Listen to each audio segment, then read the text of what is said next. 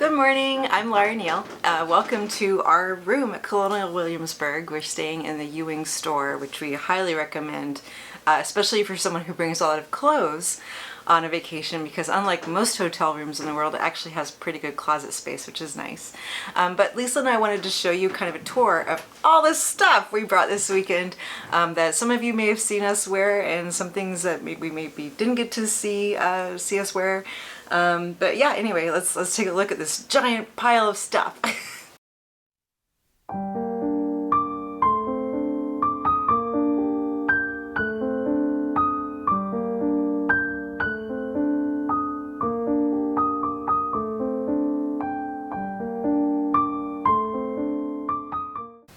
These have spoiled me into thinking that other stays are ugly, to be frank. Thank you.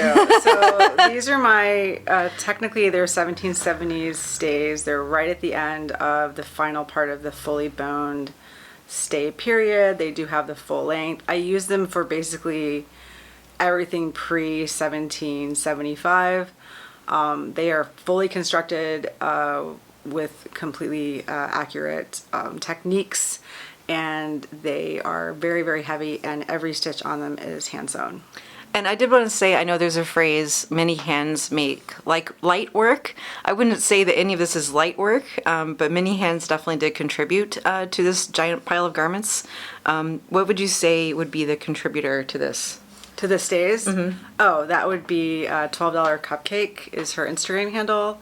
Autumn Rekus, I met her actually at a sewing class, and I was saying how I wanted to make fully boned stays, but I didn't want to do all the stitching, and she said she would do the stitching. So I did all of the stitching for the front and front side panels.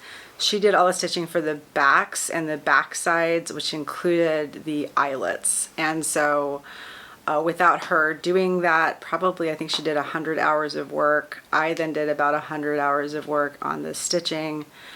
And then the construction took me another roughly 80 hours. So I did all of the finishing and the shaping and the boning and all of that, and finishing the edges with strips of leather. But she really got me over that initial hump of like, oh, I can't bear to hand stitch every single channel for these 4mm wide boning channels. Beautiful. All right, on the bedposts we have Panniers. I'm actually not sure, is it Pannier? They're just pocket hoops. How do you say? People say pocket hoops now. All right, in English, pocket hoops. And then I don't know how well you can see this. There's a little bag branded with B&T. We did go to the B&T party on Friday night, and this was the favor bag they gave us. I think if I remember correctly, it's basically a adorable little beeswax heart, a thread keeper, a couple other things, and a thank you note. So yeah, so big props to them. That was a really fantastic time. It was the first dance that Lisa and I went to in costume, so that was exciting. And then also on the bedpost you see ponchos from Colonial Williamsburg. We did have an absolute deluge of rain. Thankfully not on Saturday, but definitely a big reminder that if you're thinking to yourself, do I need the $6 poncho in the gift shop? Then yes, you might. Go ahead and get it. It's only $6, and it will save you lots of angst later on, because honestly it was so rainy, even an umbrella wouldn't have done us very much good. All right, this archaeological layer from left to right, we have first of all Lisa's beautiful rose. This is my rose jacket that I designed for this conference. It is mostly hand tailored. Well, all the tailoring is by hand. I machine sewed a little bit of it, but honestly the construction of it with the piping really required mostly hand work.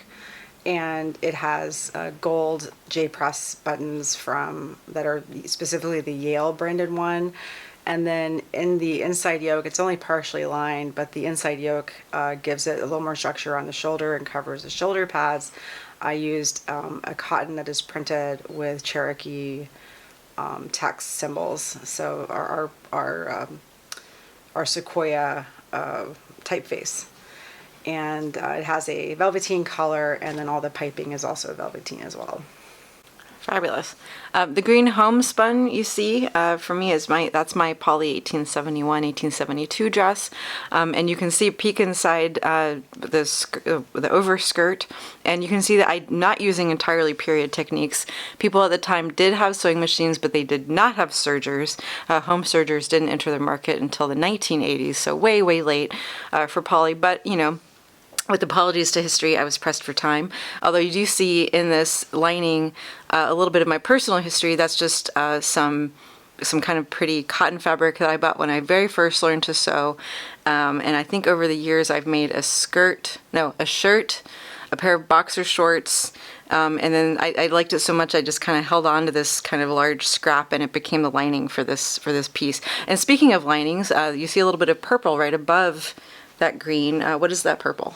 That is a spotted purple pattern that was a Burnley Trowbridge reproduction that was based on a scrap in the Threads of Feeling book. In the current way the scrap looks, it looks very brown, but through Angela Burnley's analysis, she determined that it used to be a very beautiful, vibrant purple. And so I actually bought about 10 yards of this fabric as seconds because it had a misprint.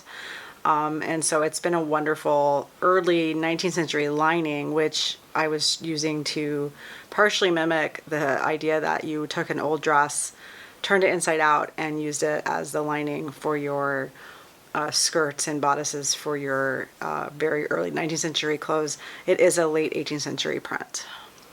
Fabulous. That actually was kind of a theme this weekend. We heard a lot of garments that now look brown, but then through basic analysis were discovered to be purple. Yeah, no, it's pretty common. Apparently purple was a very, very big color for people. And I also just think it's a really joyful print, and it makes me happy. And it's also, honestly, it's a very sturdy, almost quilting cotton weight cotton, which is the correct weight for the use I put it to, which is as a lining to support and honestly protect the slightly more fragile cotton sateen that is the outside of that gown. Fabulous. And then I think I see some stripes. What were the stripes? The linen stripe, the thin, narrow pumpkin stripe, is actually my wrapper that I made, sewed by hand in heavy lockdown. After Burnley Trowbridge put out a pattern, I had, wrappers are actually pretty simple square cut garments, but basically I just didn't have the mental energy at that point to figure out the proportions for my exact figure. So I bought their paper pattern and I used it to make a nice wrapper. It comes in very handy because basically you can get mostly dressed, get your corset on, get your petticoats on, and then throw the wrapper over yourself while you're finishing like your makeup and your hair before your gown goes on. Fabulous. And one last little thing I definitely want to point out here is, what's the black print?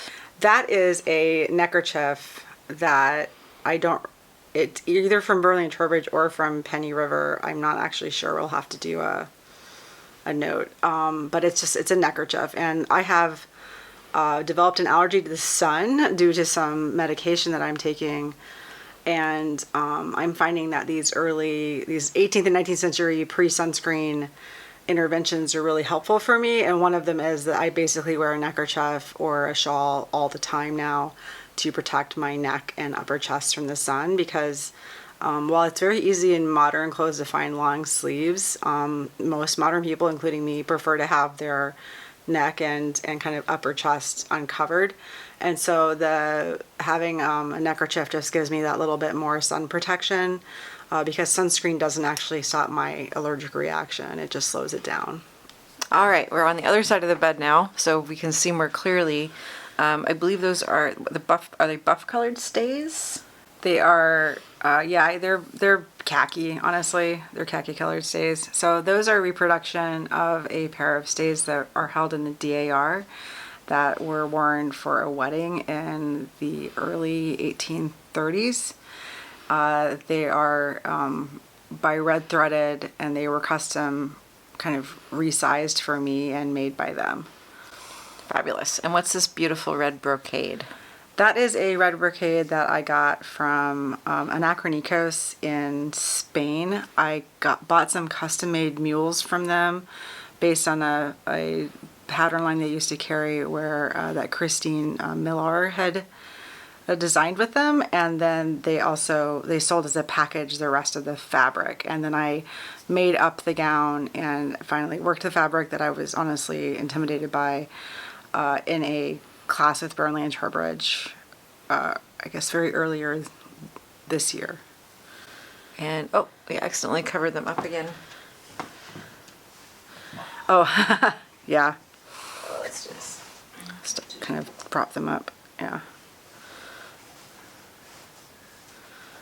What's the story behind these guys? Those are the 2020 dumpster fire pockets. I bought some pre-stitched panels with that design because I don't have an embroidery machine and I knew I wouldn't hand embroider it. But that was a kind of commemorative pair of pockets that I made for the 2020 kind of beginning of the pandemic. And I chose the blue, what I think of as flax flowers. They might not be, but I chose the blue colorway. There's also a red one, but I actually stitched up the pockets. And one of my fun innovations is that in the back of all my pockets now, I use either a dotted or, no, like the inside back. Yeah.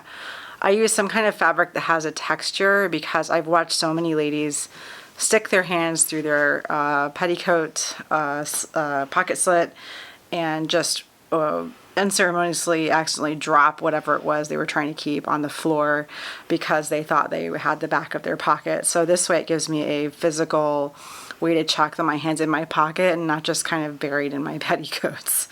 So Good to know. I don't think we've talked about that shift. That's the big white garment you see here on the right side of the screen. yeah, so that shift is a shift that actually I bought when I first started doing 18th century clothes from a maker in the Washington, D.C. area. But I have replaced the sleeves and I made the little ruffles on the sleeves out of some Burnley and Trowbridge extremely fine linen. And then I also stitched on let me come around and show you. I embroidered or cross-stitched really my initials on the front to make kind of a laundry mark. And I've also found in my wearing of shifts and stays that having your name or your initials embroidered on the front of the shift not only helps you make sure that you have your shift, although that's not typically a problem for most people now who don't put out their laundry, but it also lets me not put my shift on inside out or backwards, because honestly when the shift isn't on the body, the front and back and the inside and outside can be kind of hard to see, especially if you're honestly getting dressed in a hurry. Mm-hmm. And so I've just found these little 2 cross-stitch initials to be really helpful in my dressing. And then once you have it on, this part is right below the lip of the stays, so no one's going to see that. It doesn't matter that it's dark. Fabulous. So basically serves like a tag almost, but is way more comfortable. It's a tag, but yeah, you can't feel it. It Yeah. doesn't touch your body anywhere, and it doesn't take any wear because this part of the shift doesn't really get rubbed on by anything except maybe, of course, the womanly softness of your bosom. And so that is not especially a difficult abrasive place. So actually if you had it on the back of your neck, it would actually be both a little potentially more irritating to your skin, and also because your other garments tend to rub and abrade along that area, you would be potentially getting more damage to that cross stitch. Also, I have changed the neckline on this shift 3 or 4 times. Basically, when I first bought it, it had a relatively high neckline, I think honestly for, flexibility. And then I slowly lowered and widened the neckline kind of as I got more used to how the shift should actually sit on my body versus a modern shirt.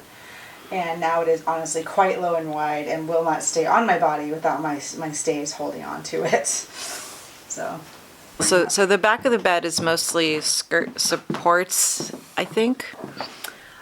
They are petticoats of all kinds. So in the foreground, the white petticoat has an embroidered vintage lace edging, and I just attached it basically to a piece of batiste and made a very fancy under petticoat out of it.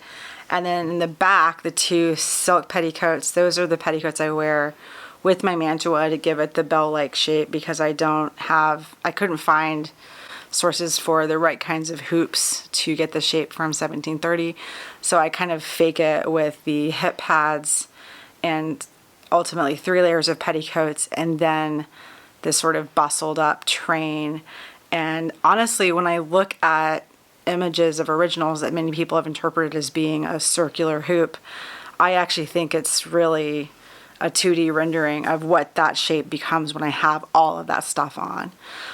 But yeah, it's why the mantua took something like 65 yards of fabric to wear. There's also peeking out, maybe it's not in shot, the edge of my 1845 work dress. And that is kind of the most humble of all of these dresses and gowns, but it's one of the most significant to me because it's the one I used to portray Polly during the rebuilding of Cherokee Nation in Indian Territory. And it's the one that has so much piping. And then in the kind of center, slightly off center back there, you can see the truly Victorian, the bustle I made from a truly Victorian pattern. And then now we will look at the shoes. So the purple shoes on the right are velvet. They are trimmed in silver, like lace, fake silk lace or silver lace. They have big buckles that I actually had to cut into the tongue to install, which was a terrifying moment. And they are all over embroidered. Those are from a producer in England and they are meant to be reproduction, or rather an interpretation of Martha Washington's wedding shoes, which again are held at, I believe, at Mount Vernon, and do look brown now, but they were purple, and they are in my size. While I am actually about apparently Martha Washington's height, my shoe size is a little bit bigger, so I was happy that they offered my size, which is the most average modern woman's shoe size. These are my custom mules that I got from Anacronicos. They were made to my size. And again, I have the matching gown because they sold me the rest of the fabric. I think I had 5 or 4.5 meters of fabric, and I got a gown and a half petticoat from that. Again, partly because I am Martha Washington in stature. And these mules have been worn predominantly just on ballroom floors indoors. They are a very low traffic slipper. So I wanted to show off this one shift. This is one of my 1830s, 1840s shifts that I designed off of the descriptions in the Workwoman's Guide. And what's really fun about it is it has, a very standard actually cut for the 18th century, except that it has these really deep bust scores that run into a drawstring. Partly because of how dramatic the bust on that corset is. I couldn't get everything to lay properly under that corset without the bust gussets and still be comfortable without it lots of gathering at the waistline. But the other really fun thing I love about it is that because that corset has this really strong strap, it's mentioned very casually in the book that you can also make a little piece to button to your stays, and when you button this part over your stays, it kind of connects your stays and your shift, and it keeps your shift from kind of creeping up into the wide 1830s and 40s necklines. You also see this in children's wear, or it actually even leaves the outside of the neckline and kind of holds the neckline as well. But for adults, you just have a little button, and I haven't seen this anywhere else.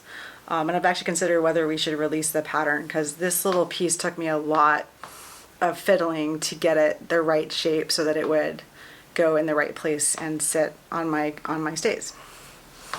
Okay, so while I designed this specific piece, I didn't make it. I paid a maker in Italy to do it, and she even did some beautiful machine embroidery of my initials, LN, which I thought was a lovely touch.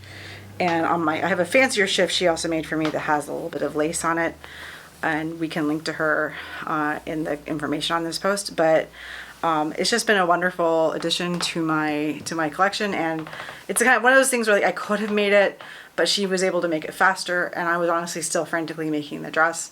So paying someone else to use my diagram to make my custom fitted shift was worth the time to me. In our earlier video on the 1838 dress, you can see the black version of this, which was kind of the prototype, which I still have, but honestly I've busted the seams out on the on the sleeves on that one, so I made them a little too tight.